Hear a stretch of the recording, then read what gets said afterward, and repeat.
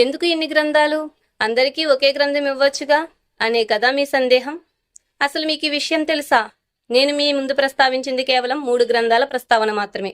కానీ మనకు తెలియని చాలా గ్రంథాలు ఉన్నాయి. అయితే మనకు తెలిసినవి ఈ గ్రంథాలు మాత్రమే కనుక వీటి గురించి మాత్రమే ప్రస్తావించాను. అయితే విషయానికి వస్తే, అందరికీ ఒకే గ్రంథం ఇవ్వడానికి గ్రంథాలన్నీ ఒకే కాలంలో ఒకే సమాజం వద్దకు వచ్చినవి ఎంత మాత్రం కాదు. కాలానుగుణంగా సామాజిక పరిస్థితులను బట్టి గ్రంథాలనేది అవతరించడం జరిగింది. ఎవరికి ఏ భాష అర్థమైతే ఆ భాషలోనే శాస్త్రం ఇవ్వబడింది.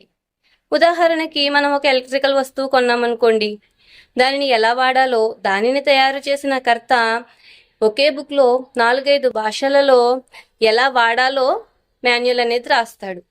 దానిని అర్థం చేసుకొని మనకు అర్థమయ్యే భాషలో మనం అర్థం చేసుకొని దాన్ని వాడుకోవడం కోసం.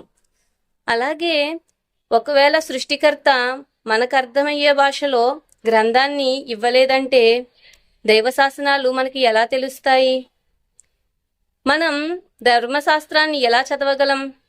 అందుకే ఆ సృష్టికర్త ఎంతో వివేకంతో ఎన్నో ఆజ్ఞలను, సూచనలను, సంఘటనలను, శుభవార్తలను, భవిష్యత్తును, హెచ్చరికలను ఈ శాస్త్రాలలో పొందుపరిచాడు. ఎన్నో యుగాలు గడిచాయి. ఎన్నో జాతులు ఈ భూమిపై మనుగడ సాగించాయి. అయితే కాలానుగుణంగా మరి వారి వద్దకు గ్రంథాలు కూడా ఎన్నో వచ్చాయి.